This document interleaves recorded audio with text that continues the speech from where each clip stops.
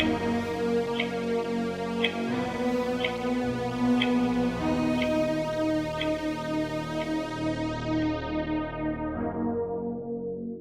everyone, and welcome to the Darkest Hour. I'm your host, Amanda Jane. Scary stories. What's scary to you? Perhaps it's a mixture of things. A little bit of ghosts, a little bit of anything involving the woods at night. What about for those of us who go looking for ghosts, or those of us who choose to venture into the woods? Are we really afraid of these things? Maybe, though I think a lot of explorers will tell you it's not the spirits or the places that they fear. Instead, it's the people they may encounter along the way. Because what other creature gains satisfaction in preying on their own? Possibly this makes humans the scariest of them all.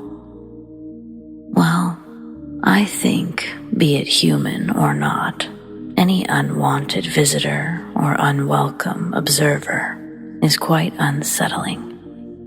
So, let's get started, shall we?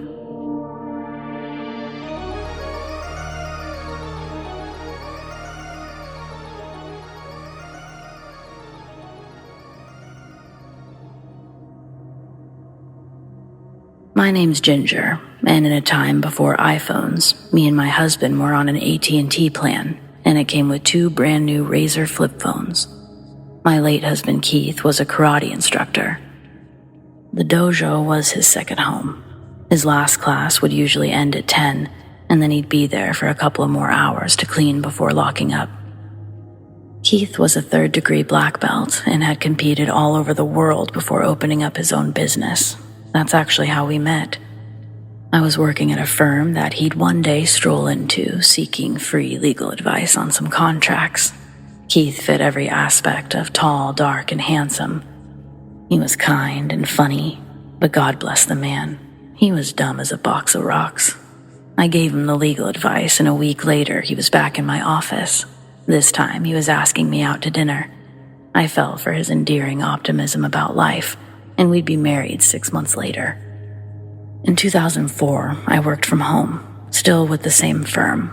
We've decided to dip our toes into electronic filing since the explosion of the internet arrived, and I was able to do data management as a telecommuter. One evening, I got out of the shower, still in my towel, when my phone buzzed on the bathroom sink. It was a text message from Keith asking, "Are you home?" ? I text back something like, "Obviously, where else would I be?" A few minutes later, he replies saying that he's lost his house keys and if I could unlock the door. I text back, "Sure," but I take my time to dry off and get dressed from the shower. It was still early and I knew I had at least 3 or 4 hours before Keith would actually be coming home. After getting dressed, I sit on the computer to look over a case file while the 6 o'clock news quietly hums in the background. My concentration's interrupted when the handle of my front door starts to jiggle, and the wood of the door creaks from the pressure on the other side. There's a window right next to the door, so I jump out of my chair and into the hallway, out of view from the living room. I'm automatically scared. It couldn't be Keith. There's no reason he should be home this early. The person on the other side starts knocking on the door, harder and harder. Then, the pounding stops. A few seconds later, I hear the buzz of my phone on the wooden coffee table in the living room. I sit in the hallway and wait until I'm pretty sure the person had left. Slow as molasses, I make my way to the peephole to confirm that there's no longer anyone on the doorstep. Then I get my phone. The text I'd received from Keith was saying, "Let me in." I feel foolish and a bit angry that he scared me like this. Why didn't he say anything through the door or call me? My Scorpio rage propelled me to call him and tell him that it was his own fault I didn't let him in. The phone rings and it goes to voicemail, so I call again and he answers. He answers with a weird, "Hey," and I go in on him. When Keith speaks up, he's putting on a fake gruff accent, and I think he's playing around, but I'm not, so I tell him to knock it off, but he keeps it up. He says that he's turning around and to leave the door unlocked. I start getting an attitude with him, and he screams into the phone to unlock the door. Then he disconnects the call. It was unlike Keith to treat me so rudely. My anger turned to suspicion, and instead of calling him back, I called the dojo. Another member who worked at the dojo named Judy answered the phone. Everyone working there knows me.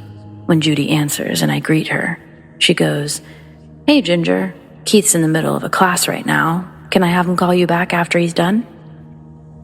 I'm stunned at what she says, and I just say, "Yeah, sure, thanks," before hanging up. After I set the phone back down, confusion changes to fear, and I scramble around the house, locking and deadbolting every door, turning out all the lights. Minutes later, there's someone at the door again, trying to get in.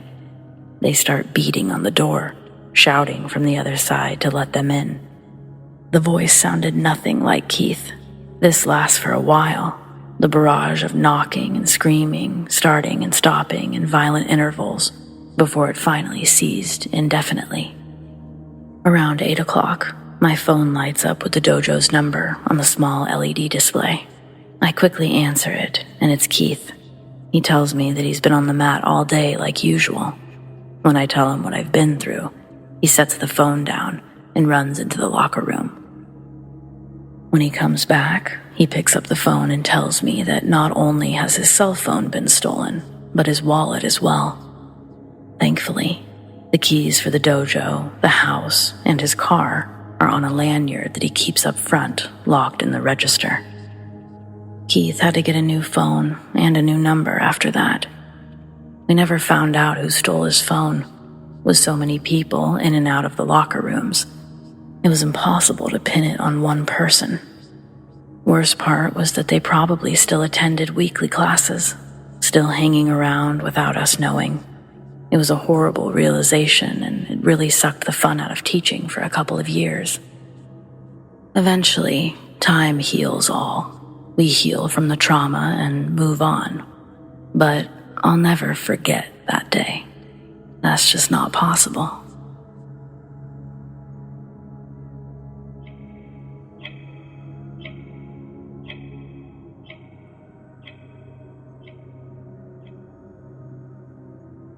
My family owns a bunch of land in Virginia, and most of it is forested.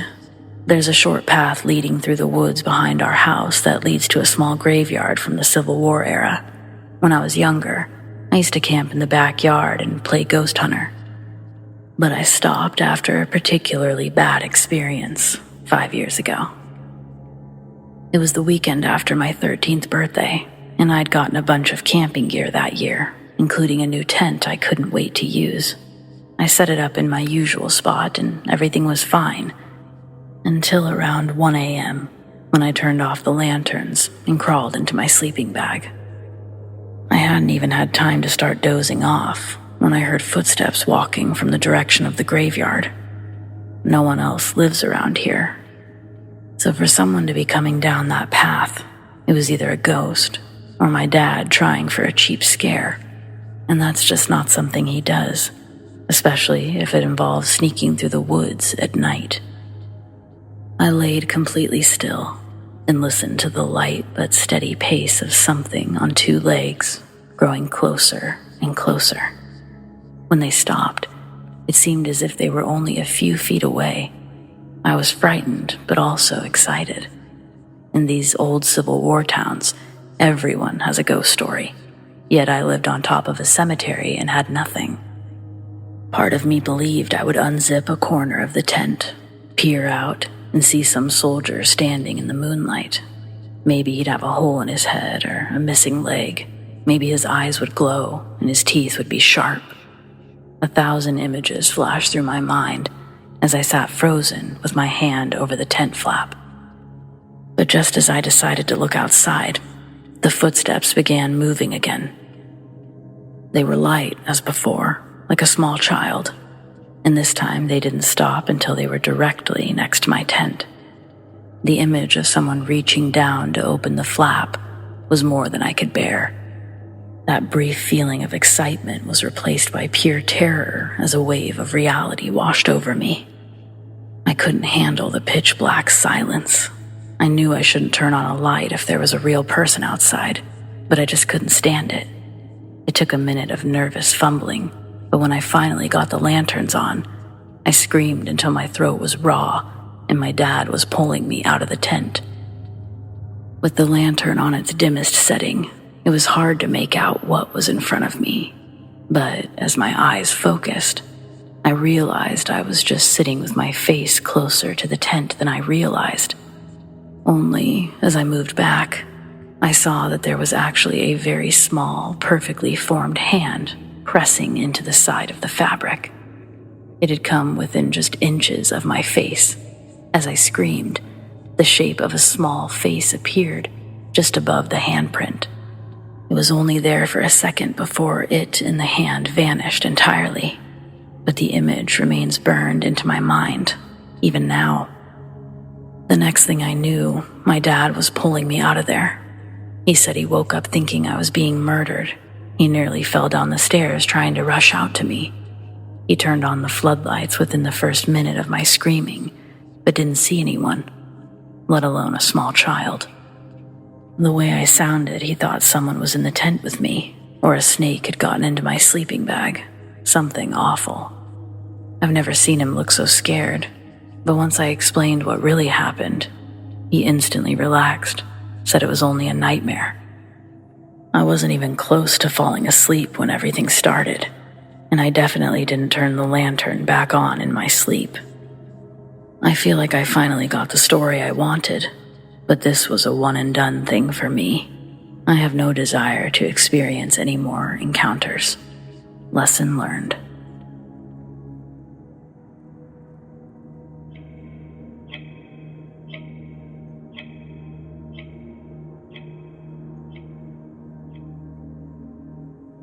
I remember when I was 12, I came home from school and I heard the side door slowly creak open. I thought my mom had come home early from work and was trying to bring in some groceries. I called my mom and I heard no answer. So I looked out the kitchen window and her car wasn't parked in the driveway. I thought that was a little odd, so I called out, "Hello?" No answer. I began hearing faint footsteps walk down the basement stairs, almost like someone was tiptoeing down the stairs. They were walking slowly, kind of like a kid trying to evade detection for a midnight snack. I thought there was an uninvited guest in the house, so I made a mad dash for the front door and got the hell out of there. I spent the next several hours standing at a safe distance from the house to see if an intruder exited from the front, side, or back door. This was before cell phones, so I had no way of calling for help. I don't understand why I wouldn't have tried to go to the neighbor's house and ask for help, but I was 12, so maybe I didn't have the best judgment. Several hours later, my mom came home, and I told her that someone was in the house. She was unfazed. She told me to wait outside so she could go check out the house. But I wasn't going to let my mom go in alone. She grabs a butcher knife, I grab a baseball bat, and we check every room, starting with the basement. I was terrified. We got through the entire house and there was no one there. Many events transpired after this story, and many were equally as terrifying. The neighbors behind our house told us a little about the family who lived there before us. The mother of the family would walk up and down our road all day, wearing the same floral patterned dress. I don't know about the father, but I do know they had a son, and they also owned multiple German shepherds. My neighbor said that there were times at night that they could hear the German shepherds crying from inside the house. This would happen often late at night. The son was very dark and antisocial. That's all I knew about him. I don't know if any of this is related to the haunting, but it's disturbing nonetheless. Anyway, before this, my stepbrother came to live with us for a few years. He moved into my old room. I moved into my brother's room, sharing a bunk bed. He didn't tell us at the time, but my stepbrother was experiencing some strange things in his room at night. It took him a while to share what happened. But on this one occasion, he kept waking up at different times of the night. He said each time he woke up, he'd find his leg dangling off the side of the bed, and his blanket would be on the floor. This happened several times over the course of the night. When he woke up the next morning, he was face down in the middle of the room. When I stayed in this room growing up, I was always terrified. My mom would sing lullabies to calm me down and would sometimes play gospel music in the background to drown out the noise of that house. We would hear inexplicable noises, like loud crashings. It sounded like glass shattering, and it would always come from upstairs. We would go investigate and never find anything broken. One time, we came home late from church and found a red stain on the carpet that hadn't been there prior. It looked like blood. Another time, my mom was sorting coupons on the floor, and they would move further away from where she put them. She thought she was going crazy at one point and would take meds to go to sleep. One night, I was sleeping on the bottom bunk, and someone whispered into my ear, "I love you." I hopped out of bed to wake up my brother, who was fast asleep on the top bunk. We had an old-fashioned TV in one room that would turn on by itself. The TV had a knob for a power button. In order for you to turn the TV on, you had to pull on the knob, and the power would go on. There wasn't a controller for this TV, and you had to manually change the channels. So in order for the TV to go on, you had to apply a reasonable level of force. We had appliances that would turn themselves on, namely the vacuum and TV. The fight or flight response was a constant feeling in that home for all of us. It never felt right. It felt very wrong. Like there was an invisible stalker who was constantly monitoring our every move. I remember my mom had a spiritualist come to the house to investigate the home and bless it. In the basement, the lady had visions of bondage, a woman being bound while being physically and sexually abused. She also said that she picked up on animals being abused in the home.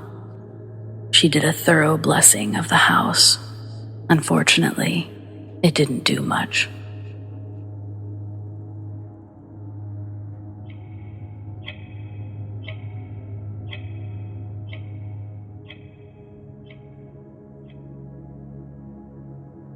Less than a year ago, I moved to a new house in a fairly rural area.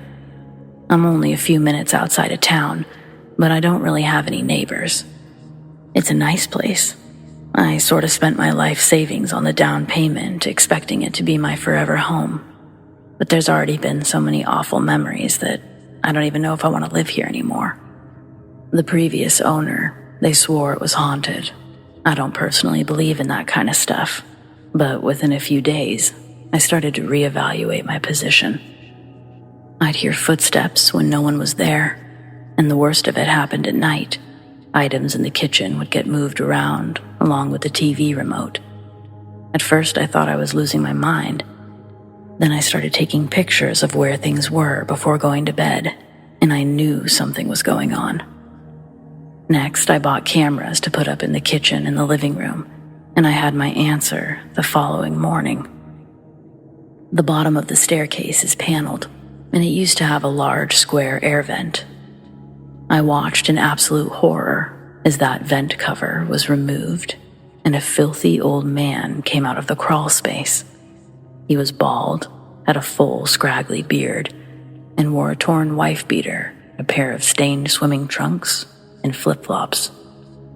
He then proceeded to the kitchen, where he helped himself to dinner and snacks.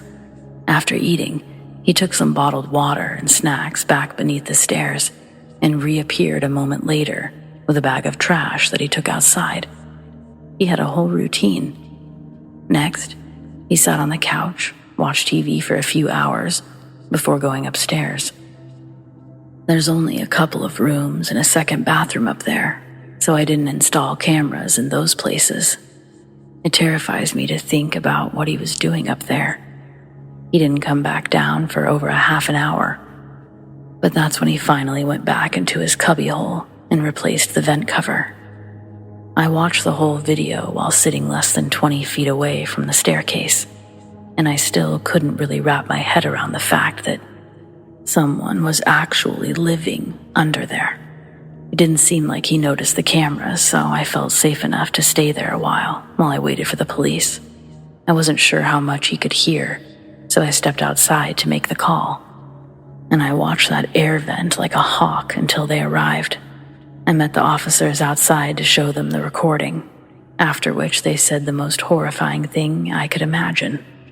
Apparently, this sort of thing, secret roommates, isn't that uncommon. I don't understand how this is an actual thing. Since we didn't know if the man had any weapons, the police let me wait in their squad car while they removed my unwanted guest. They said he surrendered without a fight, but he saw me when they brought him outside, and he gave me the most hateful glare I've ever been on the receiving end of. If looks could kill, I would have dropped dead on the spot. When asked if I wanted to press charges, I enthusiastically agreed. I know there's got to be some of you thinking he was just a harmless old man down on his luck. Maybe you think I'm awful. Maybe I am.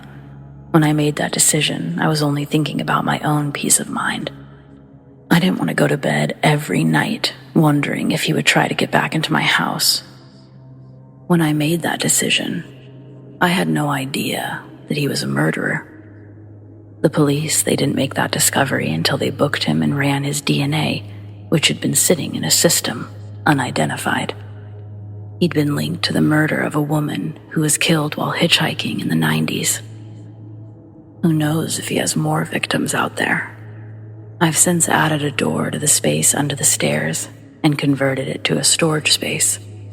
Even though my former secret roommate won't be getting out of prison during this lifetime, it still makes me feel better if I can see inside all the nooks and crannies. I guess that's it, though. That's my story. I wish like hell it wasn't true, but thanks for listening.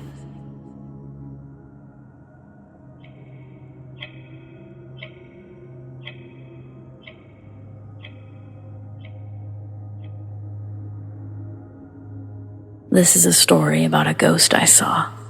I was a teenager when this happened. I was with a friend and we both saw her. One night, I was outside on my porch smoking a cigarette, and I saw my buddy pull down the street in his beat-up 90s BMW. He excitedly jumps out of the car with the biggest flashlight I've ever seen. You could literally light up a block with this thing, and that's exactly what we did. We flashed the light down the street a few times, flashed it at houses. The dark rooms were suddenly illuminated, and I was really impressed by how bright this thing was. Oh, the simple pleasures of two rebellious teenagers. The whole neighborhood light show started to get old, so we started walking down my driveway towards the house. It was a long driveway, and at the end of it was my garage. My neighbor's backyard was separated from our property line by tall hedges. I decided this was a great place to test the strength of this light before we walked into my house, so I lit up my driveway, all the way down to the gap between the properties. I paused the light for a few moments, and we were absolutely terrified by what we saw next. An older woman wearing a dark dress walked from behind my garage to my neighbor's property. She was looking down at her feet as she was walking, and she disappeared behind the hedges.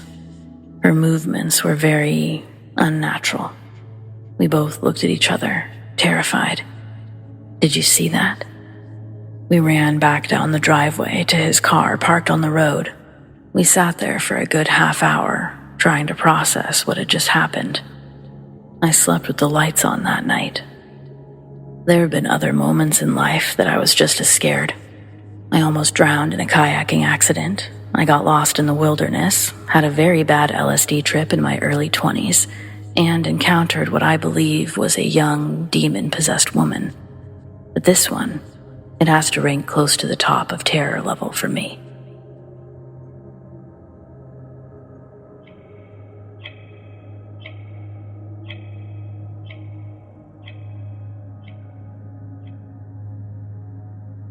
KK was a friend of mine who passed away in May 2016.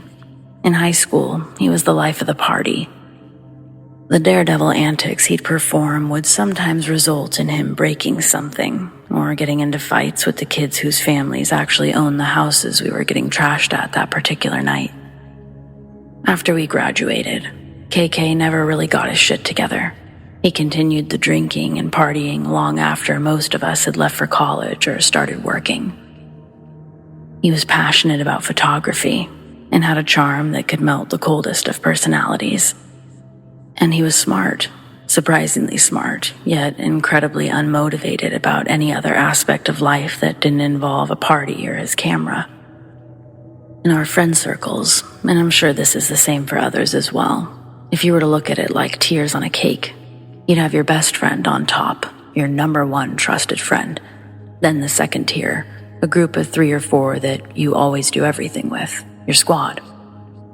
Then the tiers below are self-evident from one another. This long-winded simile, all to state that KK didn't really have those tiers. He never had a best friend, and he rotated between lunch tables depending on who he was talking to that day.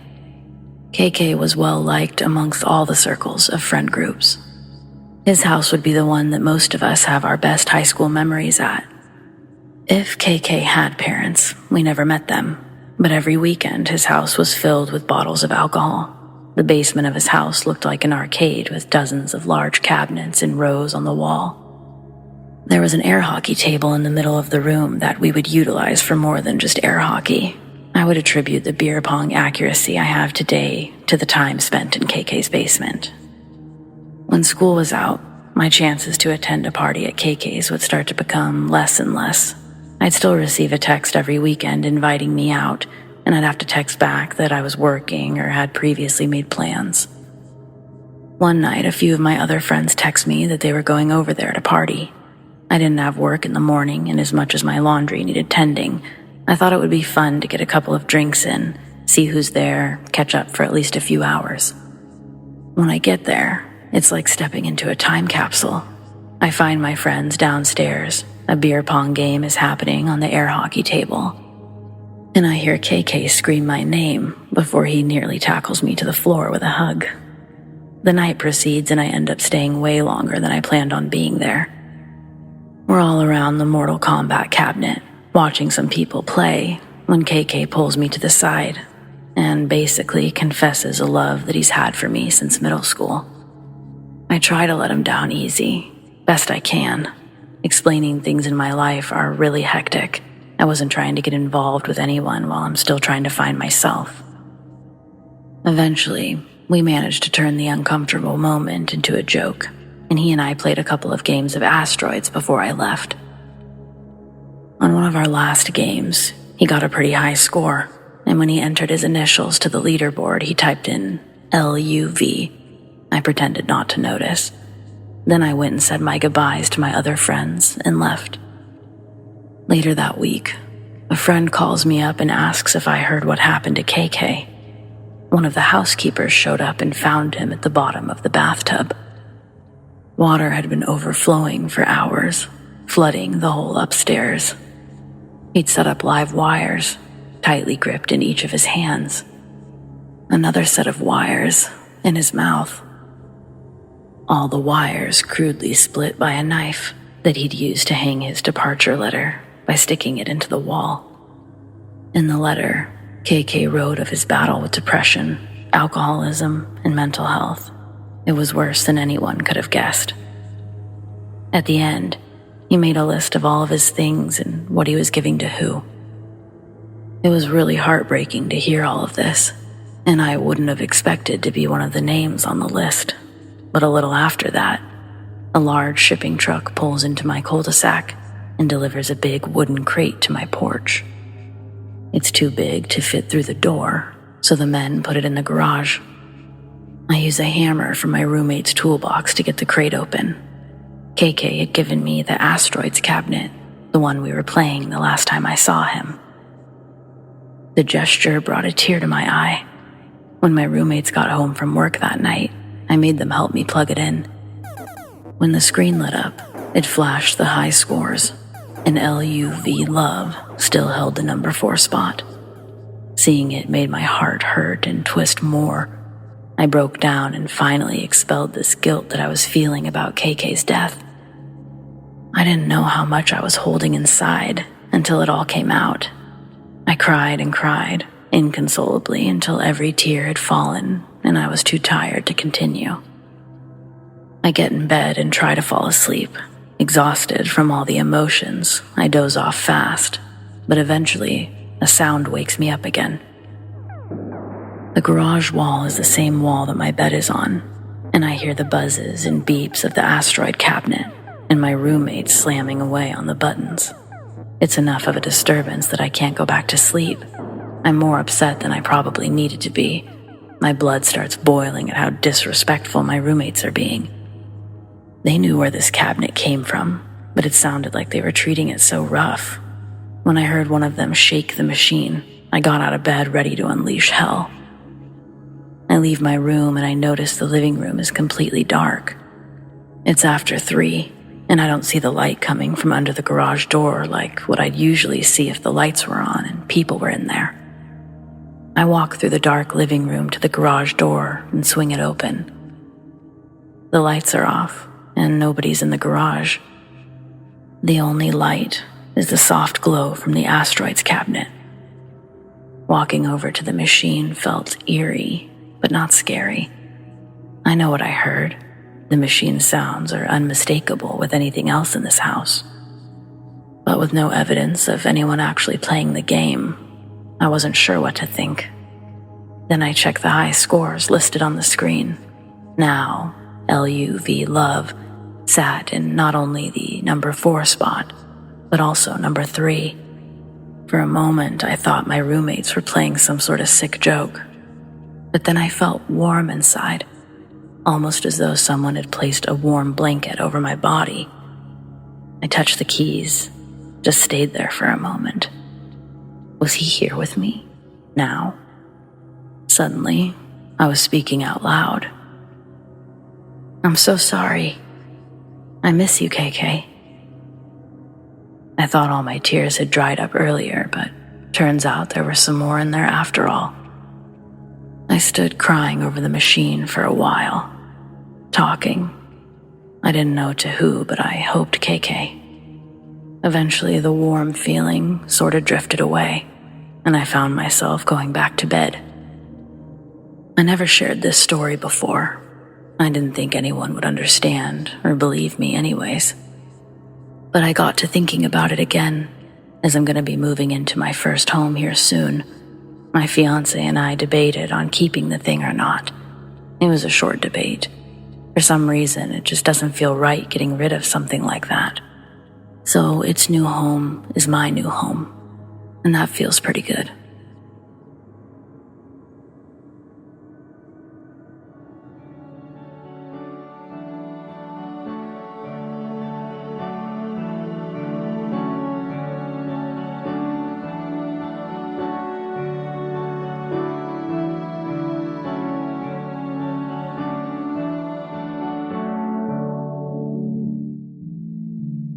Well, friends, it appears we've reached the end of tonight's episode. Thanks for joining me. Whether it's your first time or you're a regular, your support means the world. So thanks for listening. We've got brand new episodes every Friday night. Keep those eyes open just long enough for those deep sleep videos, and of course, double features. Subscribe, tap the bell, and you'll never miss a thing. I want to thank those who shared their stories, and a big thanks to all of you again for listening. A huge shout out to all of my patrons whom I appreciate so very much.